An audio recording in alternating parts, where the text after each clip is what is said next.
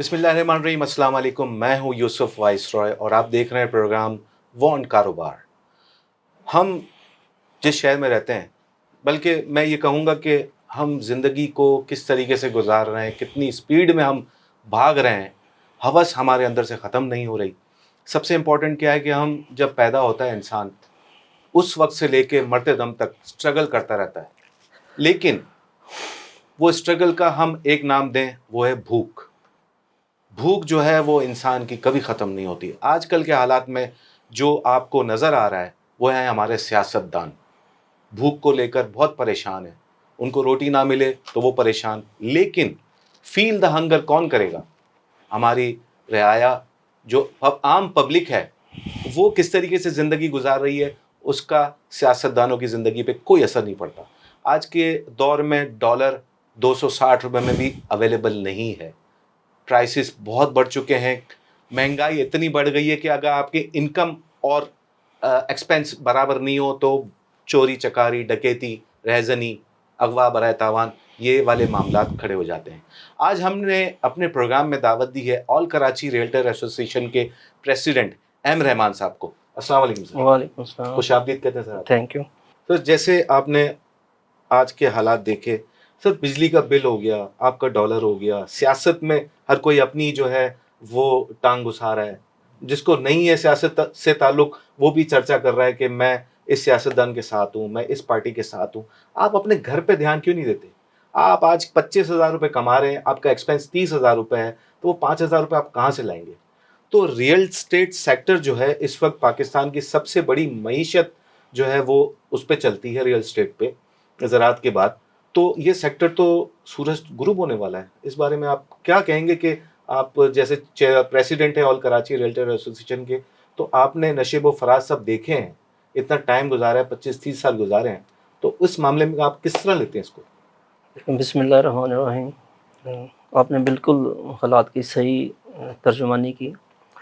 اس وقت سچویشن یہی ہے، اور ملک میں سیاسی عدم استحکام کی وجہ سے تمام کاروباری سرگرمیاں بالکل اس وقت جمود کا شکار ہو چکی ہیں، اور ان میں ریئل اسٹیٹ سیکٹر بھی آتا ہے۔ اور ہمارا جو ریئل اسٹیٹ سیکٹر ہے، جیسے کہ آپ نے کہا کہ پاکستان کی second largest job provider industry ہے، بالکل۔ اس کے ساتھ ساتھ جو اوورسیز پاکستانی یہاں پر ریمیٹنسز بھیجتے ہیں، اس میں سے 65% ہماری ریئل اسٹیٹ کی مارکیٹ میں انویسٹ ہوتے ہیں۔ جیسا کہ لاسٹ ایئر آپ نے دیکھا ہوگا کہ $32 بلین پاکستان میں اوورسیز پاکستانیوں نے بھیجے، اور اس کا 65% تقریباً $21 بلین بنتا ہے۔ بالکل۔ اچھا، یہ ریمیٹنسز پاکستان میں آتے ہیں تو پاکستان اپنی بیرونی ادائیگیوں کے قابل بنتا ہے، جو کہ ڈالرز کی شکل سے جو ہمارے پاس زر مبادلہ آتا ہے، اسی سے ہم بیرون ملک ادائیگیاں کرتے ہیں۔ تو اس سیاسی عدم استحکام کی وجہ سے تمام کاروباری گرمیاں بالکل اس وقت جمود کا شکار ہو چکی ہیں، اور ریئل اسٹیٹ انڈسٹریز سے منسلک الائیڈ انڈسٹریز، جس میں سے 74 میجر انڈسٹریز اور ان سے منسلک سینکڑوں انڈسٹریز اس وقت بالکل ان کا کام، ان میں کام کرنے والی لیبر بالکل اس وقت وہ بھی، ان کی بھی سرگرمیاں جمود کا شکار ہیں۔ اور جو کہ روزگار کا پہیہ چلتا تھا، جس میں ہمارے ہزاروں ریئلٹرز، ان کے ساتھ منسلک لاکھوں ان کی فیملیز، اس کے ساتھ ساتھ جو لیبر، جیسے کہ آپ ہماری انڈسٹریز میں ایک گھر بناتے ہیں تو اس میں راج مزدور، اس میں مستری، اس میں پلمبر، اس میں ووڈن کا کام کرنے والی لیبر، اس میں الیکٹرک کا کام کرنے والی لیبر، یعنی کہ ان سرگرمیوں کے مان پڑنے سے کنسٹرکشن کا پہیہ بالکل اس وقت رک چکا ہے، اور اس لیبر کی بھی ایک بے روزگار کی کیفیت پیدا ہو چکی ہے۔ اور ہم جو دیکھ رہے ہیں اس وقت، اگر گورنمنٹ نے فوری طور پر اس کا تدارک نہ کیا تو خدا نہ خواستہ پاکستان جو کہ اس وقت ڈیفالٹ کی کیفیت میں ہے، اور اس کا حال بھی سری لنکا جیسا نہ ہو جائے۔ بالکل۔ اور میں تو خصوصی طور پر ارباب اختیار سیاستدانوں کو اس کا قصوروار کہوں گا کہ آپ کی آئے روز کی لڑائی کی وجہ سے، آپ کی آپس میں جنگ کی وجہ سے، آپ کی کسی ایک نقطے پر متفق نہ ہونے کی وجہ سے پوری قوم جو کہ پاکستان کے 22 کروڑ عوام ہیں ان کی قسمت داؤ پہ لگ چکی ہے، اور آپ میں اقتدار کی جنگ جاری ہے، اور یہ جنگ اگر آپ نے فوراً بند نہ کی اور ایک معاشی استحکام کے لیے آپ نے آپس میں ایک پیکج طے نہ کیا آپس نے، جس میں تمام سٹیک ہولڈرز، جس میں سیاستدان، جس میں بیوروکریسی، جس میں اسٹیبلشمنٹ، کوئی بھی، اور خصوصی طور پر ہماری تجارتی باڈیز، ان کو آپ نے اعتماد میں لے کر اگر کوئی پیکج طے نہ کیا کہ پاکستان میں معاشی سرگرمیاں چلتی رہیں، اگر آپ نے اس پہ فوری اقدامات نہ لیے تو پاکستان اس وقت جس کنڈیشن میں ہے، اللہ نہ کرے کہ اس کی سری لنکا جیسی کیفیت ہو۔ اور جو آپ نے ابھی کہا کہ یہ نئے ٹیکسز، اس کے اوپر آپ نے دیکھا ہوگا کہ ہماری ریئل اسٹیٹ انڈسٹریز کے اوپر انجسٹیفائڈ ٹیکسز لگا دیے گئے، جی جس میں خصوصاً گین ٹیکس اور ایڈوانس ٹیکس کی شرح بڑھا دی گئی، اور گین ٹیکس تو اتنا زیادہ کر دیا گیا کہ 15% 1 ایئر، سیکنڈ ایئر میں 12.5%، تھرڈ ایئر میں 10%۔ اب آپ بتائیں کہ اتنی گین ٹیکس کی آپ اماؤنٹ اگر لگائیں گے تو کون اس ریئل اسٹیٹ کی مارکیٹ میں انویسٹ کرے گا؟ اس کے ساتھ ساتھ جو ایک ڈیمڈ رینٹل انکم، جی کہ کسی بھی شخص کی اگر کوئی سیکنڈ پراپرٹی ہے اور وہ ابو ٹو 25 ملینز روپی اس کی ویلیو ہے، تو اس کے اوپر آپ فیئر مارکیٹ ویلیو کا 5% رینٹ تصور کریں گے، اور اس 5% کے اوپر 1% آپ اس کا ٹیکس لیں گے، اور یہ بالکل انجسٹیفائڈ ٹیکس ہے۔ آپ دیکھیں کہ دنیا کے دوسرے ممالک اپنی ریئل اسٹیٹ مارکیٹ میں انویسٹ کرنے کے لیے ایسی پالیسیز دیتے ہیں کہ دنیا بھر کا سرمایہ کار ان کی طرف متوجہ بھی ہوتا ہے، اور اس کے ساتھ ساتھ وہ اس ارننگ کا 2% رینٹ آفر کرتے ہیں کہ آپ ہماری ریئل اسٹیٹ کی مارکیٹ میں انویسٹ کریں تو ہم آپ کو اس کا 2% جو رینٹ کی شکل میں آپ کو ریٹرن کریں گے۔ تو پاکستان میں گنگا الٹی بہتی ہے، بجائے کہ یہ جو ریمیٹنسز ہمارے پاکستانیز جو ریئل اسٹیٹ کی مارکیٹ میں انویسٹ کرنے کے لیے یہاں ڈالرز بیچتے تھے، جی آپ ایسی پالیسیز بناتے کہ وہ پاکستان میں مزید یہ پیسے بیچتے اور اس سے ڈبل بیچتے، اور اس صورت میں آپ کی اکانومی بھی چلتی، آپ کی معیشت کا پہیہ بھی چلتا، آپ کی انڈسٹری بھی چلتی، آپ کے مزدور بھی چلتے، آپ کے ریئلٹرز بھی چلتے، آپ کے بلڈرز کا بھی کاروبار چلتا، آپ کے ڈیولپرز کا کاروبار بھی چلتا۔ لیکن آپ کے سامنے ہے سب کچھ۔ بینگ اے ریئلٹر آپ کیا سمجھتے ہیں کہ آپ تو کوئی ایسی ریٹیل شاپ تو نہیں چلا رہے، آپ کام کر رہے ہیں ریئلٹرز کا، سروسز کا، اور سروسز پہ جو سیل ٹیکس لگا دیا ہے الیکٹرک کے اوپر، تو اس پہ تو بہت زیادہ فرق ہے۔ اگر ایک بل 10,000 روپے کا آتا تھا، ایک 24 روپے 25 روپے یونٹ تھا، آج 42 43 ہو گیا ہے، تو 10,000 کا بل جو ہے سڈنلی جو ہے وہ 25,000 روپے کا ہو گیا ہے۔ تو اس پہ امپیکٹ ریئلٹر کے لیے کیا پڑے گا؟ اس کی کوئی سیلری تو نہیں ہے، تو وہ انکم آج ہے نہیں، تو وہ کس طریقے سے پوری کرے گا؟ ظلم ہے یہ، بالکل یہ تو ایک ایسا ظلم کیا ہے کہ اس کے لیے ساری تجارتی تنظیمیں باقاعدہ احتجاج بھی کر رہی ہیں۔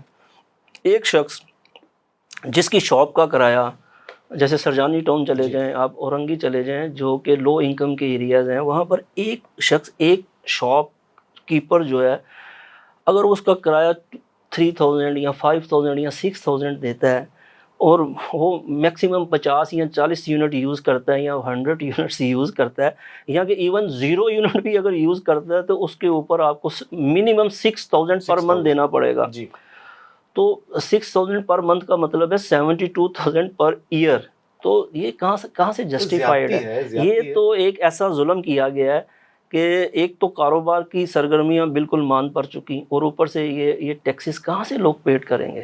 لوگ سب سے پہلے اپنا پیٹ پالیں گے، اپنے بچوں کا کھانے کے لیے بندوبست کریں گے۔ آپ پاکستان کا دیکھیں کہ مہنگائی کی جگہ ابو ٹو 30% ہو چکی ہے۔ جی ہاں، تو ہم تو اس وقت آٹا، چینی، دال یہی خرید نہیں سکتے اس وقت جو پوزیشن ہے لوگوں کی، جی تو یہ ٹیکسز کہاں سے پے کریں گے؟ اگر کاروبار ہی نہیں چلے گا، کاروبار کی سرگرمیاں بالکل ختم ہو جائیں گی، تو لوگ کہاں سے ٹیکسز دیں گے؟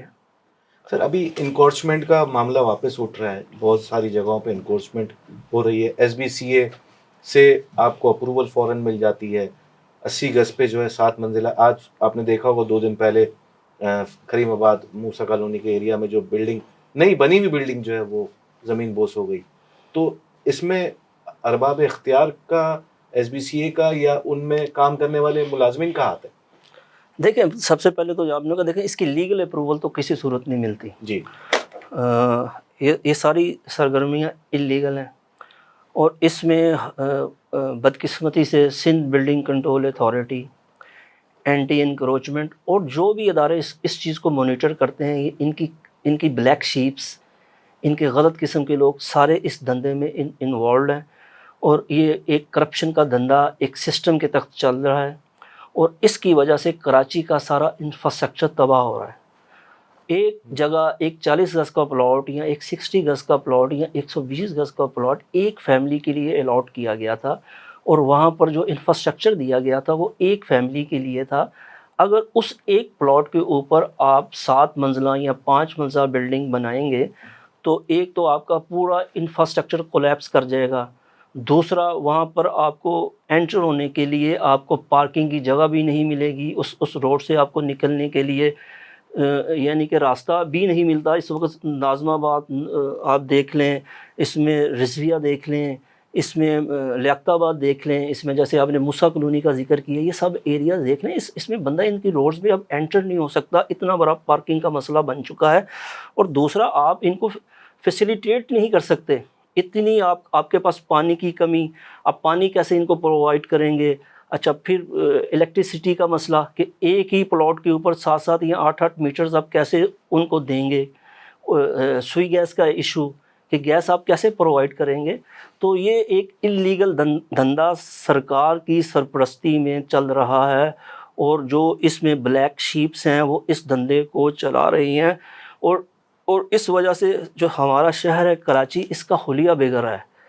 تو آپ کیا کہتے ہیں کہ جو سندھ گورنمنٹ ہے وہ نااہل ہے، مطلب یہ ہوتا ہے؟ سر دیکھیں، سندھ گورنمنٹ کو تو میں نہیں کہوں گا، میں تو خصوصی طور پہ سندھ بلڈنگ کنٹرول اتھارٹی اور جو اینٹی انکروچمنٹ اور نگران اعلیٰ کے اوپر آتی ہے۔ سر نگران اعلیٰ تو وہی ہیں، اگر آپ انڈائریکٹ دیکھا جائے تو نگران اعلیٰ تو وہی ہیں، اور لازمی بات ہے سسٹم میں کچھ ایسی کالی بھیریں ہر جگہ پر موجود ہیں، جی، اور یہ کراچی کے شہریوں کے ساتھ ایک ظلم ہے، اور بدقسمتی سے ہماری فیلڈ کے لوگ ہی اس میں ملوث ہیں۔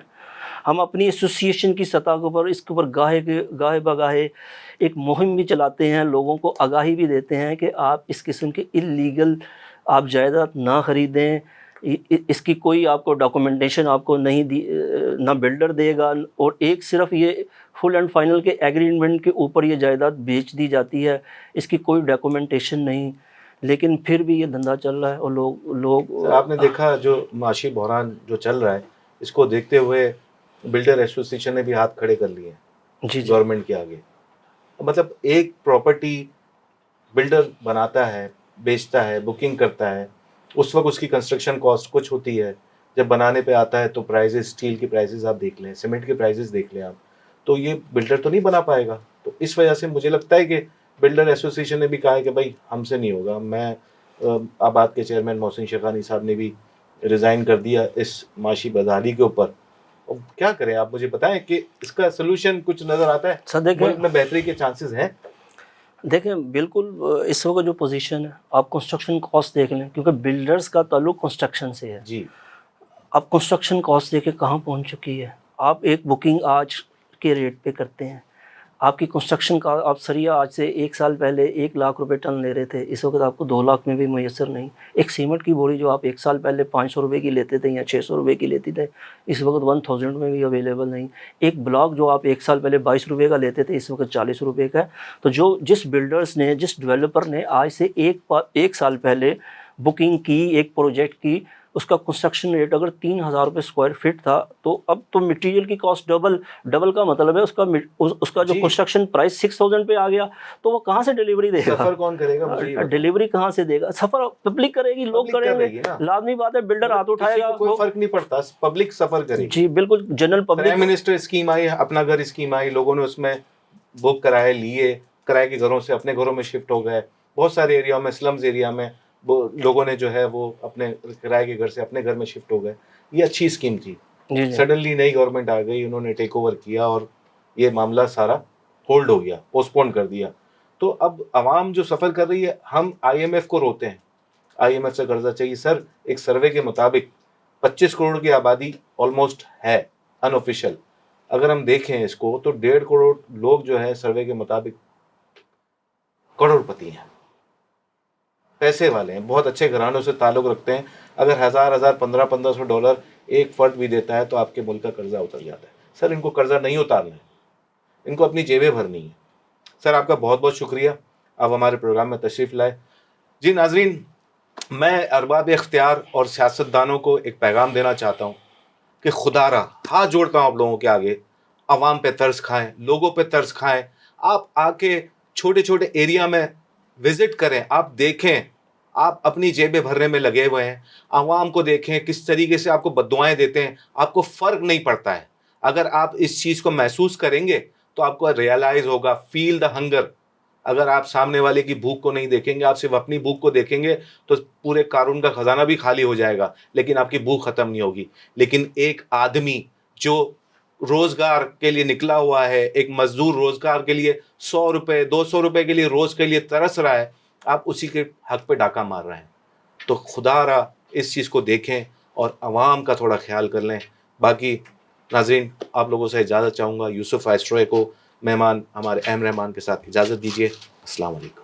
وائس آف نیشن کی ویڈیوز دیکھنے کے لیے ہمارا چینل سبسکرائب کیجیے اور بیل کے آئیکن پر کلک کیجیے تاکہ آپ ہماری تمام آنے والی ویڈیوز سے باخبر رہ سکیں۔